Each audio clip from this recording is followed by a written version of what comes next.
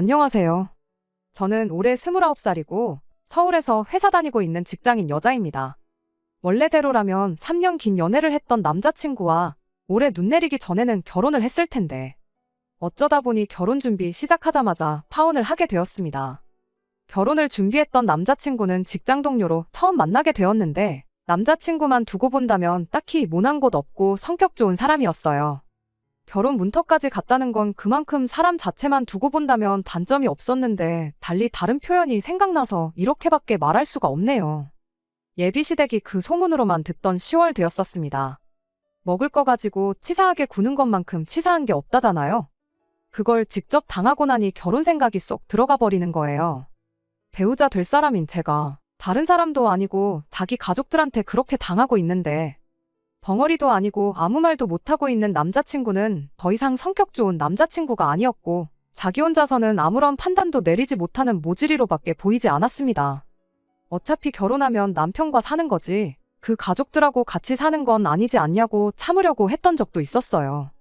그런데 참는 것도 한두 번이지 한 번을 그냥 넘어가니 제가 참는 게 당연한 게 되어 있더라고요. 이거 남자친구 믿고 이 결혼해봤자 평생 참고만 살아야겠구나 하는 생각이 들었어요. 배우자인 저랑은 이혼을 하면 다시 남이 될 수 있지만 가족은 남이 될 수 있는 게 아니니까요. 며느리 우습게 아는 집구석에 꾸역꾸역 들어가 평생을 당하고만 살 바에 일찌감치 파혼하는 게 나중 가서 이혼하는 것보다 낫다는 생각이 들었어요. 그래서 길게 끌 것 없이 속 시원하게 파혼했습니다. 파혼한다니까 그제서야 잘하겠다고 드는데 저는 충분히 기회를 줬다고 생각하거든요. 아무쪼록 여러분들이 사연 들어봐 주시고 정말 제가 너무한 건지 잘못된 선택을 한 건지 속 시원하게 이야기해 주세요. 제가 대학 졸업하고 회사에 들어가기 전 사업을 시작했다가 1년도 안 돼서 초기 투자금도 건지지 못하고 말아먹은 전적이 있어요. 사업 망한 게 자랑은 아니지만 그래도 그 당시에 어느 정도 가능성을 보았기에 다시 재도전을 해보고 싶었습니다. 일단 부족한 점을 보완하고 사업 자금도 모으자는 취지로 관련 업종에 취직을 했어요. 남자친구는 같은 직장 동료였는데 규모가 작은 회사였다 보니 사내 연애에 대해서는 딱히 터치를 하는 것처럼 보이지는 않았습니다. 회사에서 눈치가 보이지 않아서 그랬나 3년이나 만나게 되었네요. 다른 건 몰라도 남자친구의 제일 장점이라고 생각했던 건 그 먹성에 있어요. 저희 아버지가 음식을 드실 때 엄청 복스럽게 드시거든요. 어머니도 아버지 그런 모습이 제일 좋아서 결혼하셨다고 하셨고 아마 저도 그런 이야기를 듣고 자라서 그런지 음식 복스럽게 먹는 남자친구가 좋아서 연애를 시작했던 것 같아요. 남자친구는 어디를 가서도 음식을 남기는 법이 없었어요. 처음 연애 시작한 지 얼마 되지 않아서 같이 밥을 먹는데 제가 남긴 밥을 남길 거면 자기가 먹겠다며 가져가더라고요. 아무리 남자친구, 여자친구 사이라고 해도 그땐 진짜로 연애 시작한 지 얼마 되지 않았던 때라 적잖이 당황스럽기도 했어요. 그래서 먹던 걸 뭐하러 먹냐, 먹지 말라고 말리니 집안 가풍이 워낙에 그렇다고 하더라고요. 음식 남기는 걸 어려서부터 하지 말라고 배워와서 적어도 눈앞에 있는 음식 버리는 건 못 참는다고요. 회사 점심시간에도 음식 싹싹 긁어먹는 거 보고 복스럽게 먹는다 생각했는데 거기에 그런 비하인드 스토리가 있는 줄은 몰랐네요. 아무튼 남긴 음식 저보고 싹싹 긁어먹으라고 강요하는 것도 아니고 그때 당시엔 그게 이제 막 시작한 연애의 종지부를 찍을 정도의 단점이라고는 생각도 하지 않았어요. 성격 자체만 두고 보면 무던하고 까탈스러운 점도 없어서 연애하는 동안에는 다툼도 거의 없었습니다. 그런데 남자친구의 먹성 때문에 일이 이렇게까지 될 거라고는 남자친구의 청혼에 응해 결혼 준비를 막 시작했을 때도 전혀 생각도 못했던 일이었어요. 저희 부모님께 남자친구 처음 소개시켰을 때도 어머니가 남자친구가 어쩜 밥을 이리 복스럽게 먹냐며 엄청 좋아하셨고 분위기도 좋았거든요. 솜씨 발휘하셔서 먹을 걸 잔뜩 해주셨는데 정말 그릇 바닥이 보일 때까지 싹싹 긁어먹는 모습에 저희 어머니는 벌써 합격점을 주셨어요. 그리고 제가 남자친구 부모님께 인사를 드리러 가게 되었지요. 그런데 이게 웬걸, 앞만 집이 가풍이 다르다지만 정말 적응이 되지를 않더라고요. 아무래도 자리가 자리였다 보니 잔뜩 얼어붙어 있었어요. 제가 원래도 긴장을 많이 하는 성격이다 보니까 묻는 말에 대답 정도만 겨우 했던 것 같아요. 그날 그 자리 초반에 있던 일은 기억이 가물가물할 정도로 잔뜩 긴장을 한 상태였습니다. 아무튼 음식이 주문되고 나서 밑반찬이 먼저 깔리기 시작했어요. 음식 주문하면서 남자친구 아버님이 먼저 공깃밥 하나만 달라고 주문을 하셨는데 반찬 깔리자마자 밥뚜껑을 열더니 깔린 밑반찬이랑 같이 식사를 시작하시더라고요. 배가 엄청 고프셨나 싶을 정도로 허겁지겁 먹기 시작했는데 그걸 보던 남자친구 어머님이 아직 음식도 안 나왔는데 벌써부터 배를 채울 생각이냐면서 밥 공기를 뺏으셨습니다. 거기까지만 봤을 때는 분위기 너무 좋은 화목한 집안처럼 보였어요. 마치 꽁트하는 것 마냥 한 분은 먹지 말라 하고 한 분은 배고프다 하고 티격태격 하는데 그걸 보고 있으니 재밌어서 그랬나 긴장이 조금씩 풀리더라고요. 그런데 어머님이 아버님한테 뺏은 밥 공기를 이건 너가 먹어라 하면서 저한테 들이미는 겁니다. 그때까지도 저는 그 꽁트하듯 하는 농담의 와중이라 생각했고 알겠다 말하고 그 밥 공기를 받아서 남자친구한테 줬어요. 그랬더니 갑자기 어머님이 정색을 하더니 제가 남자친구 앞으로 옮겨놓은 남자친구 아버님이 먹다 남긴 공깃밥을 뺏어서는 그걸 다시 제 앞에 두는 거예요. 곧 있으면 음식 나올 건데 밥 먹으면 우리 아들, 그러니까 남자친구가 많이 못 먹는다고 진짜 저보고 먹으라고 저한테 줬던 거였어요. 한참 긴장이 풀리는 와중에 생각지도 못한 걸 가지고 욕을 먹으니 다시 또 긴장이 바싹 되더라고요. 남자친구는 거기서 아무 말도 안 하고 있더군요. 솔직히 그렇잖아요. 차라리 남자친구가 먹던 밥을 뺏어서 저한테 줬으면 그냥 공깃밥 하나 시켜서 반씩 나눠 먹었다 이렇게 생각했을 수도 있는 일인데 아무리 결혼할 사이라고 해도 예비 시아버지가 먹다 남긴 밥을 예비 며느리 보고 먹으라는 건 조금 경우가 아니라고 생각했습니다. 그리고 그 상황에서 다른 것보다 남자친구가 나서서 어머니 말에 거역하라는 게 아니고 그냥 유도리 있게 자기가 먹으면 된다고 했으면 기분 나쁜 사람 아무도 없었을 일이라고 생각했습니다. 아무튼 결국 남자친구 아버님이 먹던 밥그릇이 제 앞에 남아있게 되었고 저는 다시 긴장을 해서 묻는 말에 대답만 하고 밥이 코로 넘어가는지 입으로 넘어가는지 모르게 그 자리에 앉아 있었네요. 식사 끝나고 나니 음식 남기는 걸 죄악으로 여기는 가족들 아니랄까봐 정말 남김없이 싹싹 긁어먹었더라고요. 테이블에 남은 음식이라고는 보이지 않는 와중에 딱 하나 남은 게 있었습니다. 말 안 해도 아시겠지만 남자친구 아버님이 먹다 남긴 밥이 그대로 남게 되었지요. 어머님이 그걸 눈치채고는 밥을 남기면 쓰냐고 하면서 눈치를 주더라고요. 하지만 아마도 제가 처음에 그 밥 공기 건네받았을 때 그때 긴장이 돼서 아무 말은 하지 않고 있었지만 기분 나쁜 티는 숨기지 않고 있었거든요. 여차하면 한마디 할 생각도 하고 있었고 말이죠. 그래서 그랬나 밥을 남기면 안 된다는 경고만 한마디 한 채 딱히 그 자리에서 비우라거나 하지는 않았습니다. 대신 일하는 분을 불러가지고는 남은 밥을 비닐봉지에 싸서 저한테 주더군요. 저녁에 전자레인지 1분만 돌려서 먹으면 된다고 음식 남기는 거 벌받을 짓이라며 저한테 교육을 해주시는데 당연히 그 열받음과 스트레스는 전부 남자친구가 감당할 몫이었습니다. 자리에서 나오고 남자친구 부모님 돌아가는 거 보자마자 남자친구한테 너네 부모님은 예비 며느리한테 국물이 덕지덕지 묻은 당신들이 먹던 밥 먹으라고 하는 게 말이나 되냐? 너는 허수아비도 아니고 거기서 가만히 있는 게 말이나 되냐면서 남자친구한테 계속 쏴붙였어요. 연애할 때 다퉜던 것도 손에 꼽을 정도로 성격 좋았던 남자친구가 갑자기 욱해서 저한테 같이 성질을 부리더군요. 그러면서 저보고 아무리 그래도 부모 욕은 조금 경우가 없지 않냐고 하는 거예요. 제가 잘못 들은 줄 알고 내가 언제 부모 욕을 했냐고 다시 따졌습니다. 그랬더니 저보고 한다는 소리가 우리 아버지가 먹던 음식이 더럽냐? 라고 하면서 못 먹을 거 준 것도 아닌데 그걸 가지고 일을 키우냐고 하는 거예요. 어머니가 상황 크게 안 만들려고 잘 정리해주기까지 하지 않았냐며 되려 저한테 큰 소리를 떵떵 치는데 멀리서 누가 봤으면 아마 제가 잘못한 것처럼 보일 정도로 저한테 뭐라 하는 거 아니겠어요? 적반하장도 유분수라는 말은 이럴 때 쓰라고 있는 말이다 싶더라고요. 그 자리가 결혼 승낙 후 처음 남자친구 가족에게 인사하는 자리가 아니었으면 진작에 자리 박차고 일어났어도 모자랄 것 없는 상황이라고 생각하는데 남자친구는 어차피 결혼하면 한가족 될 사람들 아니냐. 결혼하고 나면 한 냄비에 끓인 탕이며 찌개며 다 나눠 먹게 될 거 아니냐며 저보고 너무 과민 반응하는 거 아니냐대요.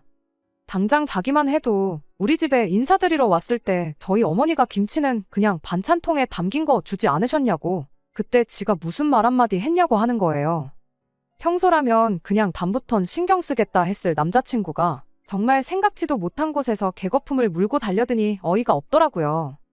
제가 뭐 저를 위해 부모님하고 등지고 살라고 했던 것도 아니고 나는 먹던 밥 먹을 생각이 없으니까 다음에도 또 이런 일이 생긴다면 같은 상황이 오지 않게 자기가 먹겠다고 하던가 아예 못하게 하겠다던가 아니면 부모님께 잘 설명해서 사전에 그런 말 못하게 아예 원인부터 차단하겠다. 뭐 여러 가지 더 좋게 상황을 넘길 방법은 많았을 텐데 저도 다투는 건 싫으니 쉽게 넘어갈 수도 있었지만 괜히 그랬다가 저만 손해볼 것 같아서 짚고 넘어가야 할 건 확실하게 짚고 넘어가고자 한마디 했습니다.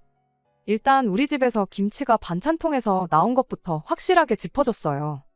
밑반찬 양념이며 온갖 게 덕지덕지 묻어 이미 반 공기를 넘게 먹은 흰쌀밥하고 손님 온다고 반찬통에 새로 썰어서 담아놓은 김치하고 똑같은 거하고 똑같냐고 말했어요. 국찌개 한 냄비에서 같이 덜어먹던 거야 가정마다 다른 부분이고 저희 집도 딱히 신경 쓰는 분위기는 아니었지만 작년 재작년 코로나 지나오면서 워낙에 덜어먹는 게 습관화가 돼버렸기도 해서 요즘은 한 그릇 두고 같이 떠먹고 하지 않고 있거든요. 진짜 100번 양보해서 결혼 후에 남편이 된 남자친구와 같이 계란찜이나 뭐 한 뚝배기 끓여놓고 나눠 먹는 것까지는 양보해주겠지만 딱 그 정도까지지 제가 뭐 한다고 예비 시아버지 먹다만 밥까지 먹어야 되냐고.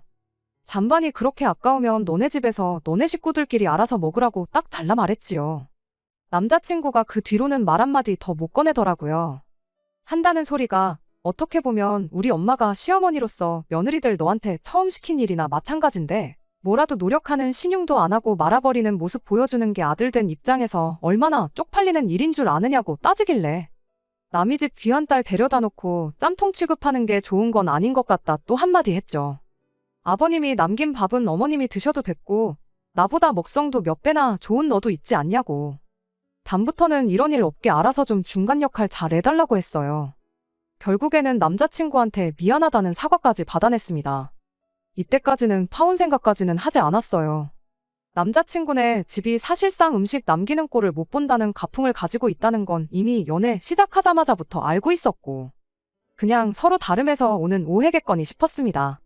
그날 밥그릇 처음 넘겨줄 때 열받는다고 파혼 선언을 했으면 아마 여기에 사연을 적고 있는 건 제가 아니라 남자친구였겠지요? 그날 일을 그냥 넘어갔기에 2달이라는 시간을 더 낭비하게 되긴 했지만 오히려 이제는 이렇게 된 게 후련하네요. 파혼을 하게 된 것도 똑같이 먹는 것 때문에 시작된 일입니다. 양가 결혼 승낙을 받았으니 다음에는 상견례였습니다. 상견례 때는 일부러 저도 아파피 코스로 나오는 음식점으로 예약을 했어요. 자기 앞으로 나오는 음식만 먹으면 되고 다음 거 나오면 알아서 치워주시니 잔반 가지고 헛소리 들을 일도 없었고 저희 집이랑 남자친구 집이랑 오해가 생길 일도 없다고 생각했거든요. 하지만 제 예상은 비껴가고 말았네요. 사실상 상견례 자리에서는 별다른 이야기가 나오지는 않았습니다. 맨 처음 식전 음식으로 죽이 나왔는데 제가 죽을 조금 남겼어요. 다음 음식 나올 때 일하시는 분이 죽을 가지고 가셨는데 그걸 보는 남자친구 어머님의 동공이 흔들리는 걸 보긴 했지만 상견례 내내 별다른 이야기는 나오지 않았거든요. 저는 또 제 나름대로 일부러 코스 요리로 주는 한정식 집으로 오길 잘했다 싶기도 하고 한편으로는 남자친구가 그때 한마디 듣더니 혹시나 어머님한테 뭐 어떻게라도 이야기를 한 게 아닐까 하고 좋아했지요. 상견례 지나고 나서 본격적인 결혼 준비를 시작했습니다. 웨딩 사진 해주는 스튜디오도 견적 비교해가며 여기저기 알아보고 있었고 헤어랑 메이크업도 유명하고 잘하는 곳으로 찾아보고 그러던 와중이었지요. 결혼식 날짜는 겨울쯤으로 생각하고 있었지 날짜는 따로 정해놓지는 않았었고요. 그러던 중에 뜬금없이 남자친구 집에 초대를 받게 되었습니다. 뭐 지금 와서 생각해보면 이유는 그냥 가져다 붙인 걸로밖에 생각이 들지 않아요. 남자친구가 한번 저희 집에 초대받아서 식사를 하고 왔으니 남자친구 집에서도 저를 불러서 대접을 하고 싶다는 취지였습니다. 그런데 정말 유치해도 이 정도로 유치하게 나올 줄은 생각도 하지 못했어요. 당시에는 결혼 준비 한참이었으니 상견례까지 끝났던 상황이라 할지라도 처음 예비시댁에 다녀오는 거였으니 빈손으로 가긴 뭐해서 식사하고 나서 먹을 케이크랑 과일 몇 가지 해서 양손 가득 싸들고 갔습니다. 그런데 현관문 입구부터 묘하게 뭔가 잘못 돌아가고 있다는 낌새가 느껴지더라고요. 저희 집에 남자친구 초대했을 때랑 뭐가 다른가 했더니 집에서 진동해야 할 음식 냄새가 하나도 나지 않았어요. 제가 간다고 해서 꼭 음식을 뭐 준비를 해놓고 대령해야 하는 건 아니지만 애초에 저를 대접해주고 싶다고 불러낸 자리였으니 당연히 음식이 준비되어 있어야 하는 상황이지 아닌가 싶었거든요. 당장 저희 집에 남자친구 초대했을 때는 창문에 서리가 낄 정도로 하루 종일 못 끓이고 하느라 난리도 아니었었던 게 기억이 나서 더 의아했습니다. 집에 들어오고 나서 제가 사온 과일을 부엌에 붙어있는 베란다 근처에다 내려놓고 케이크도 제가 직접 냉장고에 집어넣었는데 어째 냉장고도 텅 비어 있었어요. 와보라고 해놓고선 뭐 궁금한 것도 없어 보이는 게 질문도 딱히 없었고요. 멀뚱히 앉아만 있는데 이 화창한 주말에 제가 예비시대 끌려와서 뭐 하는 건가 싶더라니까요. 한참 멀뚱히 앉아있다가 누구 하나 나서서 대화를 주도하는 사람도 없고 저도 긴장 많이 하는 성격인데 제가 나서서 대화의 화제를 이끌어갈 자신도 없었고 뭐 벌 세우려고 불렀나 싶어서 남자친구한테 볼 일 없으면 나는 먼저 가보겠다고 하고 자리에서 일어나려던 차였어요. 그랬더니 남자친구네 어머니가 저한테 그래도 여기까지 왔는데 빈속으로 보낼 수 있냐고 밥이나 먹고 가라더라고요. 아무 용건도 없이 사람 불러내놓고 시간만 낭비하게 해놓곤 밥 한 그릇 먹여서 보내면 화라도 풀릴 거라고 생각했나 봐요. 제가 봤던 그대로 냉장고가 텅텅 비었는데 집에서 뭘 해주는 건 아니었고 방에 들어가서 전화로 뭐 주소를 알려주시는 거 보니 배달을 시켰나 보더라고요. 그리고 10분도 안 돼서 도착한 음식을 보고 이 더럽고 치사한 연애의 종지부를 찍고 파혼 선언을 하게 되었습니다. 남자친구 어머니가 주문한 음식은 짜장면 세 그릇이었어요. 탕수육도 없이 그냥 짜장면 3개가 전부였습니다. 남자친구와 저, 남자친구네 부모님. 이렇게 사람은 4사람인데 음식은 꼴랑 세 그릇이 전부였던 거예요. 어머님이나 아버님 둘 중에 한 분은 안 드시는 건가 했는데 부엌에 가서 물을 올리더니 거기다 소면을 삶아서 가져오더군요. 그리고는 배달 온 짜장면들에서 각각 짜장을 한 숟갈씩 따로 그릇에 덜더니 삶아온 소면을 거기다 말아서 저한테 주더라고요. 저는 그거 먹으면 된다고 하면서요.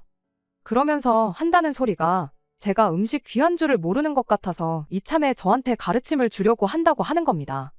쌀 한 톨을 수확하기 위해서 고생하는 농부들의 피와 땀이 어쩌고 저쩌고 별 쓸모없는 소리를 늘어놓는데 듣고 있을 가치도 없겠다 싶어서 자리에서 일어나 버렸습니다.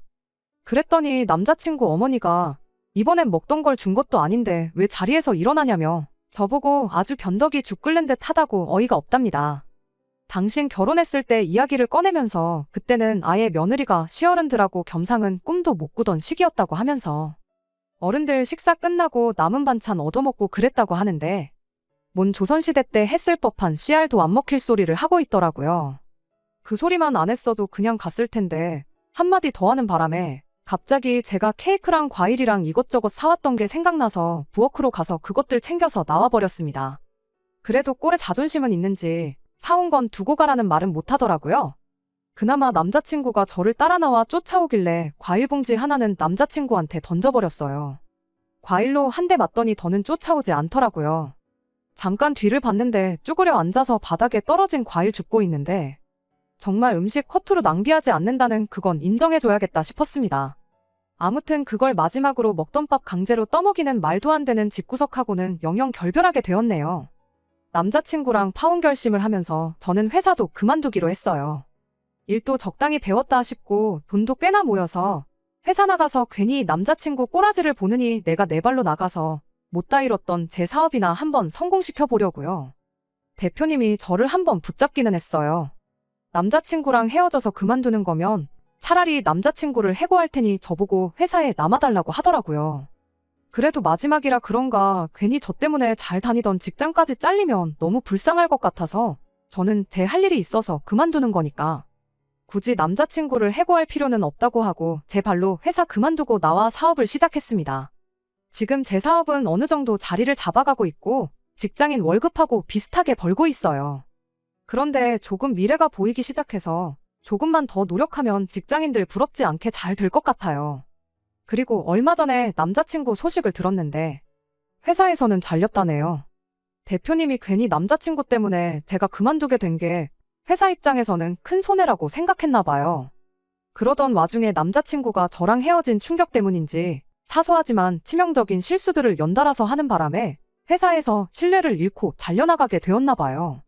인과응보까지는 아니지만 그래도 자기가 자초한 일이라고 생각해요. 애초에 처음부터 제가 말했던 대로 며느리가 무슨 음식물 쓰레기통도 아니고 먹던 밥 먹이려는 거 중간에서 잘만 막아줬어도 그리고 저한테 쥐똥만큼의 믿음만 줬더라도 저는 파혼까지는 결정 안 했을 거예요. 그리고 아마 몇 달 뒤에는 결혼식을 올려서 회사 잘 다니면서 행복하게 결혼 생활 하고 있었겠죠. 지 복을 지가 차버렸는데 어디 가서 하소연을 하겠어요? 괜히 저 때문에 파혼도 하고 직장도 잃었다고 하고 다니고 있을 테지만 솔직히 자업자득이나 마찬가지인데 저는 하나도 미안하지도 않네요. 저도 회사 그만뒀고 남자친구도 회사를 잘렸으니 중간에 저희를 같이 아는 사람이 하나도 없으니 앞으로는 아무 소식 안 듣고 지냈으면 싶네요. 끝까지 들어주셔서 감사합니다. 오늘의 사연은 여기까지입니다. 구독과 좋아요, 알람 설정 부탁드리고 더 좋은 사연으로 다시 찾아뵙겠습니다. 감사합니다.